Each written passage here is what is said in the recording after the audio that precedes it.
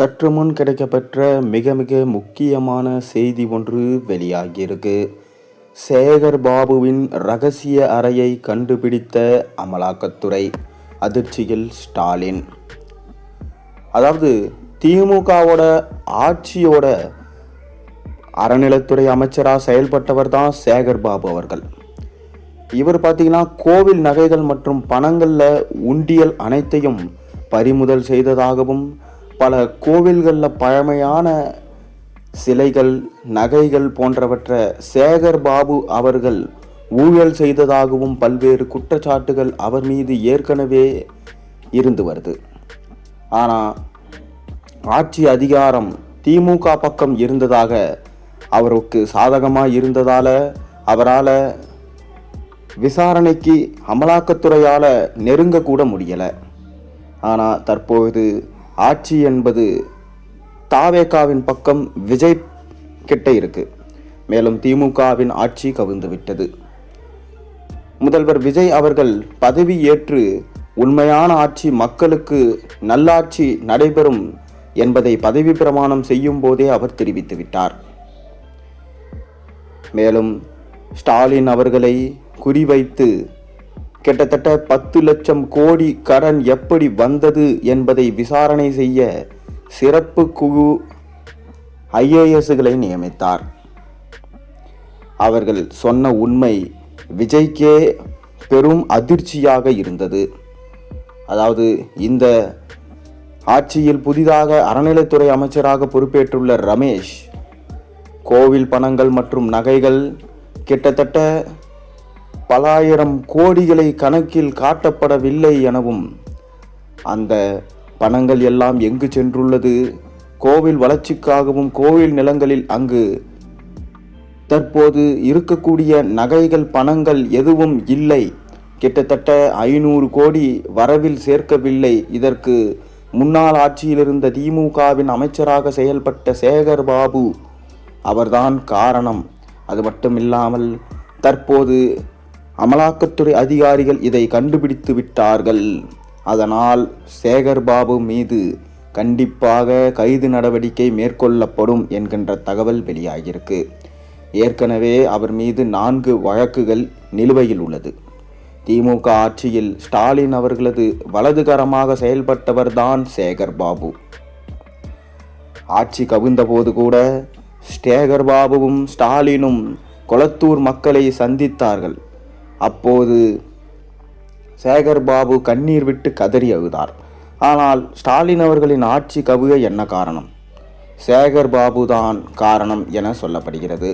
சேகர் பாபு தனக்கு விருப்பமான நிர்வாகிகளை பணங்களை வாங்கி கொண்டு நியமித்தது, மேலும் திமுக ஸ்டாலின் அவர்கள் கொளத்தூரில் தோற்று விடுவார் என உளவுத்துறை வெளியிட்ட ஆதாரங்களை மறைத்து கொளத்தூரில் மாபெரும் வெற்றி அடைவீர்கள் என ஸ்டாலினிடம் கூறி ஏமாற்றியதுதான் திமுகவின் தோல்விக்கு காரணம் என சொல்லப்படுகிறது.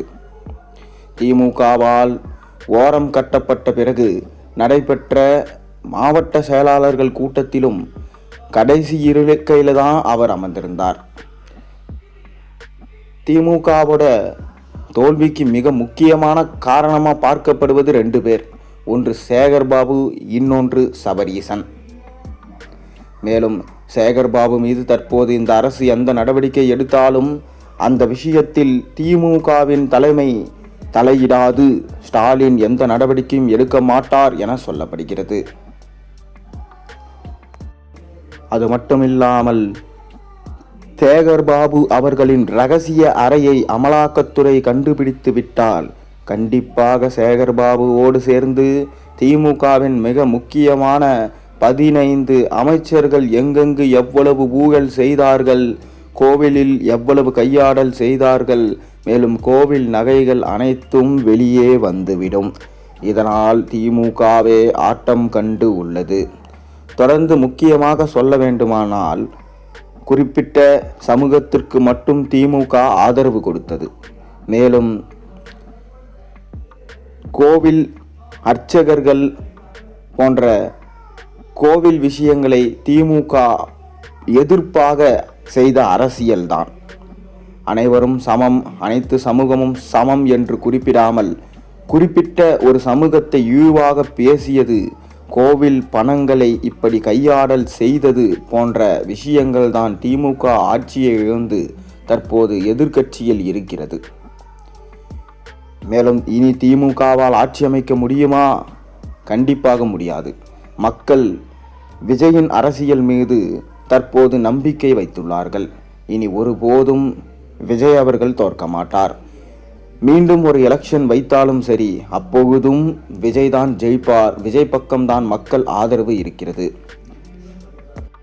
இதனால தான் தற்போது அமலாக்கத்துறை விஜய் அவர்களுக்கு கடிதம் எழுதியுள்ளார்களாம். மேலும் சேகர் பாபுவை கைது செய்து அவரை முழுமையாக விசாரிப்பதன் மூலம் எவ்வளவு மாஜி திமுக அமைச்சர்கள் ஊழல் செய்தார்கள், மேலும் அதற்கு ஸ்டாலினும் தொடர்பு உள்ளதா என்பதை குறித்து ஆதாரத்துடன் சேகர் பாபு அமலாக்கத்துறையிடம் சொல்லிவிட்டால் கண்டிப்பாக திமுகவின் அடிமட்டத்திலே கைவகுத்து அஸ்திவாரத்தையே சிதைக்கும் விதமாக இருக்கும். இதனால்தான் ஸ்டாலின் அவர்களும் சேகர் பாபுவை கண்டிப்பாக திமுகவால் தங்களுக்கு உதவ முடியாது.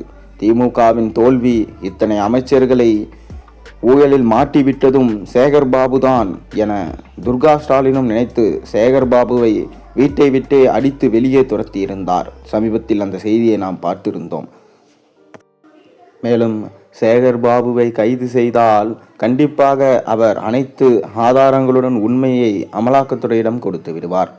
அப்படி கொடுத்தால் எப்படி கேரளாவில் பினராயி விஜயனை தற்போது அமலாக்கத்துறை நெருங்கி அவரை கைது செய்ய போகிறதோ அதே போலதான் ஸ்டாலினையும் கைது செய்வார்கள்.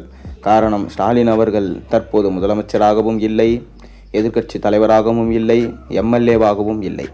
இப்படி இருக்கும் சூழலில் அவர் ஒரு சாதாரண குடிமகன் தான். அவரை கைது செய்ய அமலாக்கத்துறைக்கு அத்தனை உரிமைகளும் உள்ளது. அதனால் கண்டிப்பாக ஸ்டாலின் அவர்களையும் குறிவைப்பார்கள் என்ற விஷயமும் வெளியாகியிருக்கு. இது அனைத்திற்கும் காரணம் கோவில் பணங்களையும் கோவில் உண்டியல் பணங்களையும் நகைகளையும் நிலங்களையும் அபகரிக்கக்கூடிய முயற்சியில் ஈடுபட்டதால் தான். கண்டிப்பாக திமுக மாஜி அமைச்சர்கள் இம்முறை தப்பிக்கவே முடியாது. ஏனென்றால் சேகர்பாபு கொடுக்க போகும் வாக்குமூலத்தை மிக உன்னிப்பாக அமலாக்கத்துறை எதிர்பார்த்து காத்து கொண்டிருக்கு. அது மட்டும் இல்லாமல் 10 லட்சம் கோடி கடன், இதன் மூலமாக எங்கெங்கே எவ்வளவு ஊழல் செய்து பணங்களை மாஜி அமைச்சர்கள் சேர்த்துள்ளார்கள் என விஜய்க்கு தெரிய வரும். இதன் மூலமாக கூடிய விரைவில் வெள்ளை அறிக்கையையும் விஜய் வெளியிட்டு விடுவார். கண்டிப்பாக சேகர்பாபு அவர்களை கைது செய்து அவரை விசாரணை நடத்தினால் இதில் ஊழலில் சம்பந்தப்பட்ட முக்கியமான அமைச்சர்களுக்கு எம்மாதிரியான தண்டனைகளை கொடுக்கலாம் என்பதை நீங்கள் மறக்காம கமெண்ட் வாயிலாக தெரிவியுங்க.